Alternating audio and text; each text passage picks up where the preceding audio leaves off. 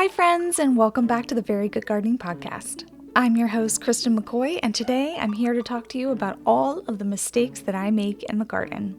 Yes, I make mistakes and I make them all the time. The mistakes that I make are usually not overly dramatic where everything dies in my garden, but I do make little everyday mistakes that do have consequences for what I'm trying to accomplish.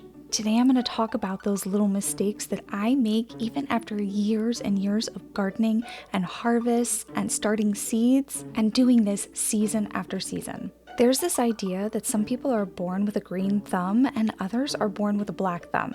And I don't believe either one of those things exist. What does exist are experienced gardeners and inexperienced gardeners. And experience usually comes from getting things wrong first. Before we jump in, I want to share a couple of places that help support this podcast. If you like garden humor, simple designs, or garden-inspired t-shirts, you can find all of that merch on my Fourth Wall shop. And it's always linked wherever you're listening. And if you want my full step-by-step garden-to-table recipes, all of that lives on Bonus View. That link will be listed with the Fourth Wall. All right, let's get into the mistakes that I still make and why they don't make as much of an impact in my garden as you might think.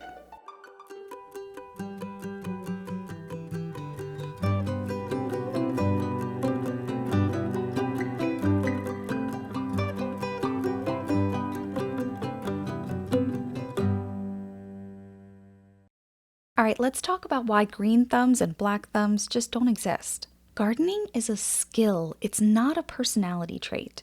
I can't look at somebody and decide if they can grow a garden or not.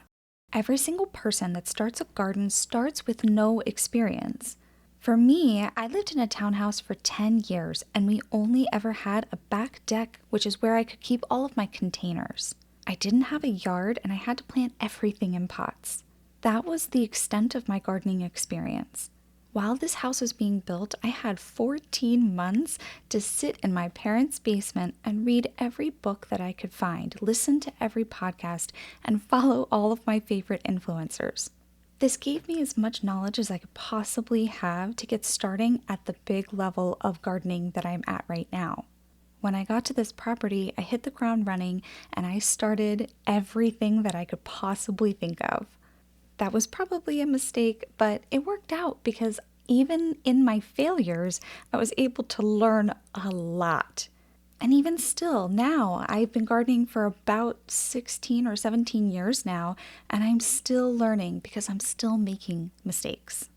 I like to think of mistakes as not a failure, but data. For instance, if my peppers die the minute that I put them in the ground, it's not a failure, it's how can I make sure that that doesn't happen the next time? What was the temperature like when I put it into the ground? What was the soil like? What were the environmental factors that did not allow those peppers to succeed? And of course, I will take all of this data down after I've had a good cry, but then I'll get over it and realize that this is an opportunity to grow. Get it? I'm not saying that these mistakes don't have an effect on me because they do. You always want every single thing in your garden to succeed, but I am saying that it's not the end of the world and it actually can be valuable. Not can be, it is valuable. And sometimes, even with all of your experience and your knowledge, you still have to make judgment calls about one thing or another. And unfortunately, sometimes you make the wrong call. Every year, my garden will change because the environment and the climate changes. I'm not going to have the same 2 springs in a row ever. And so I have to adjust as those environmental factors come up. Sometimes I make the right choices, sometimes I don't. And that's okay. That doesn't mean that I have a black thumb. That doesn't mean that I have failed and I should never try to plant that thing again. It just means that maybe next time I'll make a different decision. Now I'm going to get into very specific choices that I have made that were not the right ones. And I'm going to start with watering. There are lots of choices that I have had to make as far as watering goes that sometimes work out and other times do not. In Maryland, we have very volatile weather. I am not exaggerating when I say that we can wake up to snow on the ground and it can get up to 70 degrees that day and end the day with a thunderstorm. That has happened a lot. There's a little saying that says that if you don't like the weather in Maryland, just wait 20 minutes and it'll change. It's not usually that drastic, but it does feel like that sometimes. So that makes watering very difficult, especially since the weather is so unpredictable.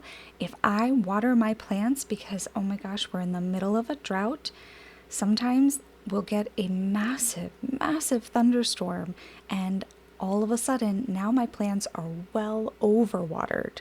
And overwatering can be very hard to combat.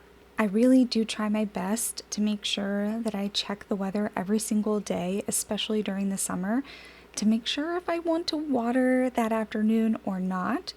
But sometimes I make the wrong call. Or the opposite has happened to me as well. Sometimes I think my plants are doing just fine. Yeah, sure, there's a drought, but my plants they're right where they need to be. And then I come out at 4 o'clock in the afternoon and all of my plants are wilted. And that might be because they got a morning dew and they were fine until that 95-degree sun hit them in the middle of a drought and they are like, hey, I have no water. That's when I have to adjust my schedule to maybe twice a day, once in the morning, once in the evening. This can become a lot easier once I set up watering systems. I have a couple of different ones that I really like, but even so, I have to make the decision to actually water those plants. Do I put them on a schedule or do I wait to see what the weather does? Again, this is the call that I have to make.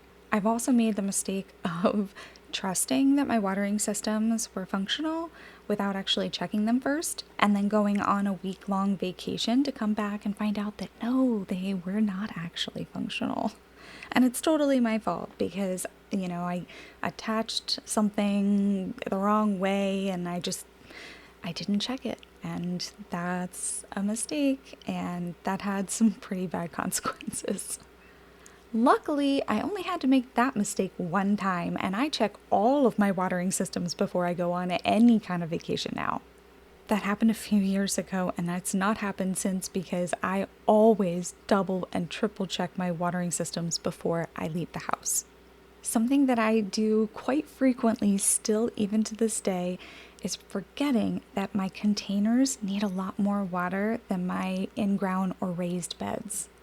That is something that I need to put like a reminder on my phone. Hey, go water your containers because they always dry out faster. I can also make mistakes fertilizing. Too much fertilizer is a real problem, and sometimes I forget when I fertilize.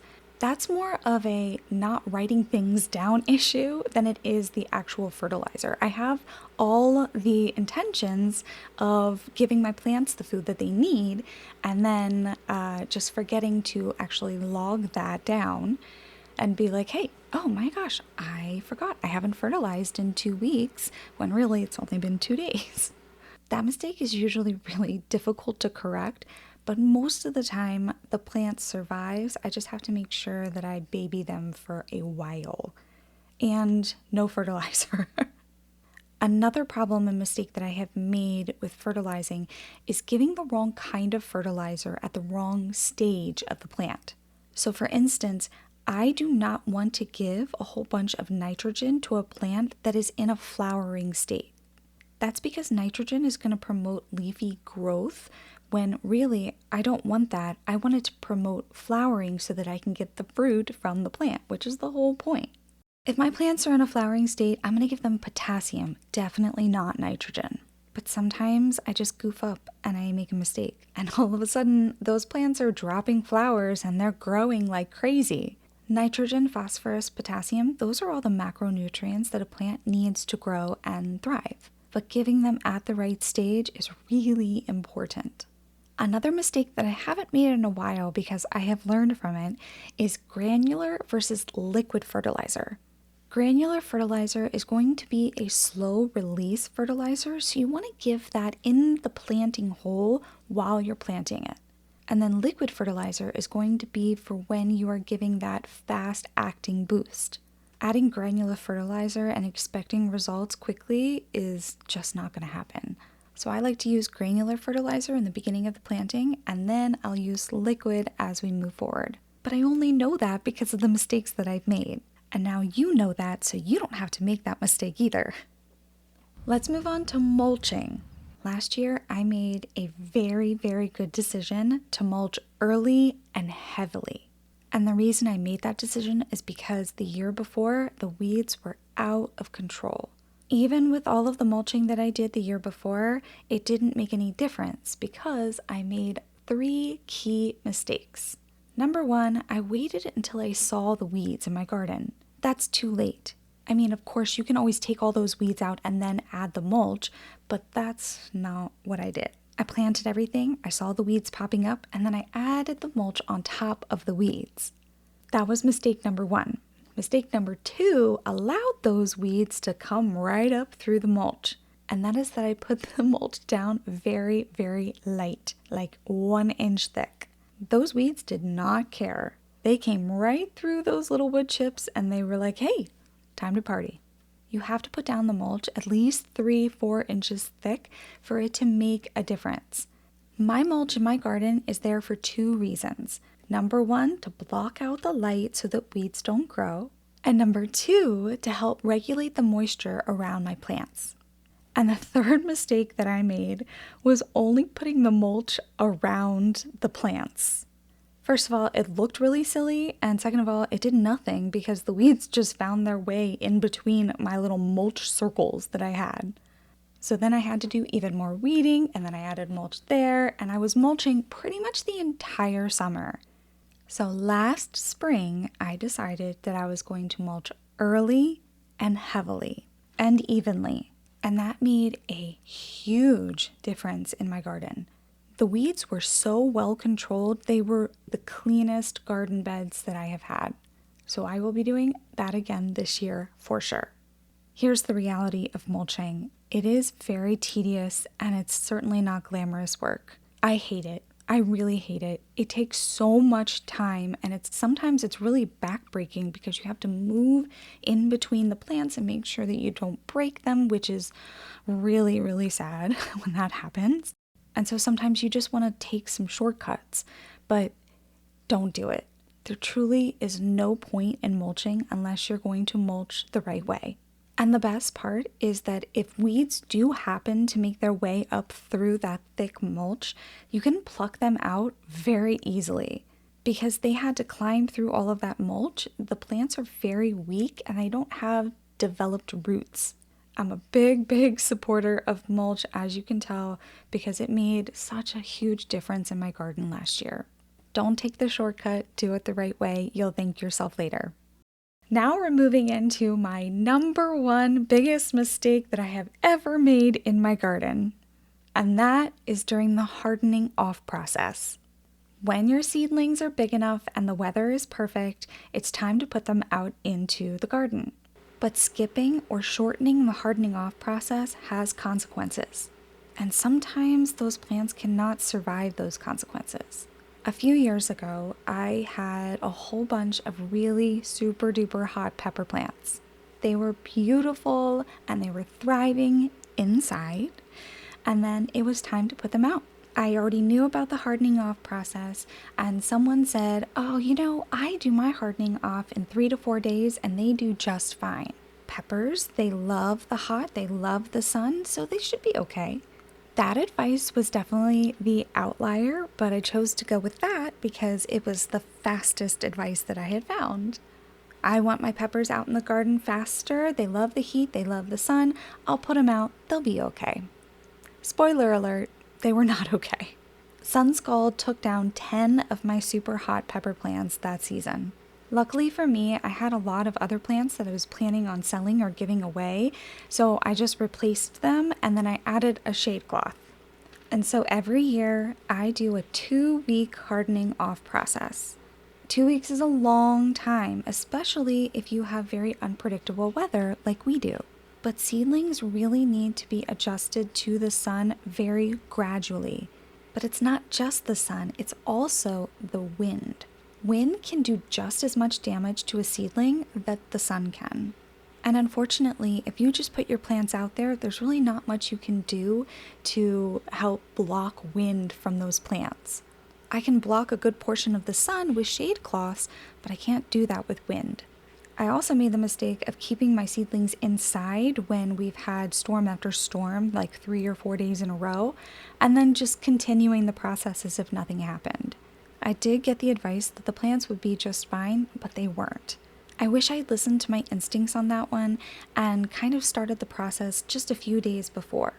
So if you're not familiar with hardening off, you put the plants out for half an hour one day, then the next day you put them out in the sun for an hour, then you increase by an hour and a half. But by day 5, if you have 3 super rainy and windy days in a row, you can't just pick up at day 6 and put them out into the sun for 4 hours. I like to maybe go back to day 3 and then put them outside for about an hour and a half and restart the process from that point. It's made a big difference for me. I know that everybody is itching to get their plants out into the garden, especially end of April, early May when there's no sign of frost. But if you rush or shorten the hardening off process, you will be upset with yourself. Take the time, it's okay. The plants going out a week later than you thought is really not going to make that much of a difference. Unless you're living in a super short season area like a zone 3, you probably have enough time to delay it by about a week if that's what you need to do. Also, I always put up shade cloths after I've planted them, even if I've hardened them off properly, just because I don't want to take any chances. That's just me being a little paranoid, so you don't have to do that, but I am not going to take the risk that they're going to get sun-scald again. And that leads me right into planting way too soon. It's really interesting that I live in Zone 7B in Maryland, and if you ask the gardeners all around me what our average last frost is, every single one of them is going to give a different answer. Our local nurseries will say May 15th. We haven't had a last frost on May 15th since I have been gardening. Definitely not later, so it's certainly not the average. We have had a last frost in May, but it's usually way towards the beginning of May. And some people say that our average last frost is April 8th. I don't know where that date is coming from because I have seen that nowhere. But my father-in-law has said consistently that our last frost date is April 8th. It has never been April 8th, again, in the entire time that I have been gardening. So given all of that information, it is always best to look at your 2-week forecast. When you're getting close to the date that everyone says is your average last frost, look at the 2-week outlook. If there is a day that's even close to 40 degrees as the low, it's not time. Everyone knows that forecasts can change, and they do change on a daily basis. All of a sudden, that 40-degree low is now 36. And you can absolutely get a frost at 36 degrees. And then that 36 creeps down to 34. And now all of a sudden, you're screaming and you're scrambling to try and get all of the frost blankets and the buckets to cover all of your plants that you've already planted. Do yourself a favor and avoid the drama and plant when your forecast says that it's okay. You want 2 full weeks, no frost in sight. I'm going to say that even if a forecast says that a low is going to be 45, I don't take that chance. Granted, I do live in Maryland. Again, we have very unstable weather, so I don't really trust those forecasts too much. So again, 45 is my limit, but I understand that, again, I'm a little protective. If you're really eager to do something, start that hardening off process. Obviously, don't put your seedlings out if the temperatures are really low, but maybe you can start that process and it'll give you a couple of weeks for your weather to warm up a little bit more. Now let's get into harvesting. Yes, I make harvest mistakes all the time, and it's okay, and there are lots of people that are very quick to point out what they think are mistakes. I love when people are like, I can't believe she's harvesting green tomatoes. Oh, those are going to be so bitter. I get those comments literally daily. I'll get a comment like that on a video that I posted 9 months ago. But really, it's just the breaker stage. We've gone over this. I choose to harvest my tomatoes when they are just showing a little bit of color. Yes, they look green on camera. No, they will not be bitter. And they ripen on my counter and they're just fine. Beautiful, juicy, delicious. Those are not the mistakes I'm talking about. Sometimes I will harvest something too late. And that really applies to things that ripen rather quickly, like cucumbers. When a cucumber starts to show a little bit of yellow, it gets a really bitter taste. But I have learned that the yellow cucumbers actually make delicious relish. And sometimes I will leave those cucumbers deliberately on the plant to turn into seeds for later. But if I harvest it and it has yellow on it and I'm intending to eat it, I'll get a not so great surprise when I try to slice up that cucumber. Also, if I wait too late, let's talk about those tomatoes again. If I wait until the tomatoes are completely red all the way around, sometimes I don't get there before somebody else does. Bugs, birds, snakes, whatever animal that's in my garden is going to look at that tomato and say, I want that. That's why I choose to take it early. Splitting is more likely to happen if I wait too long, and that invites bacteria. I usually don't care about splitting too much, but when a split is really, really big and nasty, sometimes the tomato just isn't even worth it. And a mistake that I make every year, because I am a mom of 3 children, is that I harvest a huge harvest and then life gets in the way.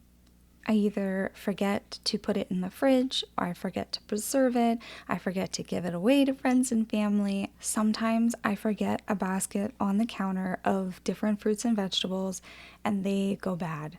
I always have the best intentions and then life gets in the way. It's a hard lesson to learn and sometimes it's unavoidable. However, I really do try to have that in the back of my mind that I do not want to have any waste. So I'll do my best to put it in the fridge, make sure it's curing, or preserve it in a timely manner so that I don't have it rotting on my counter. Also, it probably doesn't go to waste because then I just throw it in the compost, but still, I really don't like that happening. Now I'm going to talk about spacing, and these are mistakes that I have made because of choices that I have made. There's a lot of advice out there on how to space out your plants. I'm going to be honest, sometimes the advice that you're getting is just what you want to hear. Just like in the instance of the hardening off. I found the advice, I was like, yep, that's what I want to hear, 3 to 4 days, we're good. But when I space my plants, I'm really going by trial and error. I had to learn how to do it the wrong way before I can do it the right way. I'm going to take cucumbers again as a really good example because I used to plant about 10 cucumber seeds around 1 pole. Yes, you heard me say that correctly. And believe it or not, sometimes I would have great success with that. But as the years went on, I was putting less and less seeds around 1 pole, and I was having better and better harvests. And that's because cucumber plants are really heavy feeders and they take up a lot of the nutrients in the soil. So if you have plants that are right next to each other competing for the same nutrients, they're not going to thrive. So now I put 3 cucumber seeds around each pole, and that has been the sweet spot. Another big lesson that I have had to learn is zucchini and squash. It's not necessarily that the zucchini and squash plants are competing for nutrients, but rather competing for actual space to grow. They get so crowded because the plants like to sprawl out that they don't produce like they should. I have been planting less and less zucchini and squash plants over the years, and again, I've had more and more success. Now I give a squash plant 2 square feet. And I might even give squash plants even more space this year. I find that the more space the squash plant has, the better the harvest is. It's also really crucial that I'm able to actually get in there and search for the squash vine borer eggs. Those are just devastating for a plant, and when they're planted really, really close together, it's hard to get in there and inspect. Once again, these are things that I have learned along the way, and it has been more valuable to me than any advice that I could get in a book or online. One mistake that I learned from early on when growing on this property is overcorrecting. And I would do that across species of plants. So when I learned that watermelon plants do not like to be 2 inches apart from each other, what a novel idea. Yes, I did plant them 2 inches apart. It was terrible. Then I came to the conclusion that all plants wanted to be farther apart from each other, but that's not necessarily the case. Bush beans don't mind being crowded. I plant my bush beans 3 to 4 inches apart and they do wonderful. And they are actually adding nitrogen back into the soil because they're legumes. So for me, the more bush beans that are in a space, the better for any plant that's going to be planted in there after that. Almost always garlic. I like to plant garlic after beans, just a little tip. So my second time planting beans, I planted them like a foot apart from each other, and it was such a waste of space. The bush beans didn't produce any more beans than the ones that were close together, and I had weeds that were popping up all in between because they had tons of room to grow. Spacing for one plant is going to be very different for spacing for another, so don't overcorrect. But if you do find that there's a little bit of wasted space between plants, like maybe your squash plants are too far apart and they need to be, but you're afraid of that extra space in between filling up with weeds, instead of allowing that space to go bare, plant some herbs and flowers that are not going to compete for nutrients. I love sweet alyssum. That's a really great little ground cover that you're going to get right there. Or my go-to is basil. And basil, when it flowers, will bring in all those pollinators, so there's lots and lots of benefits to that. If there's one thing that I'd like for you to take away from this episode, is that mistakes don't mean that you're bad at gardening, it just means that you're gardening. Mistakes are such a crucial part of gardening, and they allow you to get more valuable information than anything you can read in a book. Every mistake is feedback. Every mistake is data for next time. Every season teaches you something new. And no matter how many years you've been gardening, there's always going to be moments where you think, wow, I should have known better. I still have those moments all the time, in gardening as well as life. Yes, there are things that this 40-year-old should know already. If you enjoyed this episode and you want more of my garden to table recipes, check that out on Bonus View. Or if you want to wear your love for growing food, check out my fourth wall. It's got a lot of great gardening merch. Both of those are linked in the show notes. Thank you so much for listening, for learning, and growing right alongside me. So yes, I still make mistakes, but my garden is and always will be very good.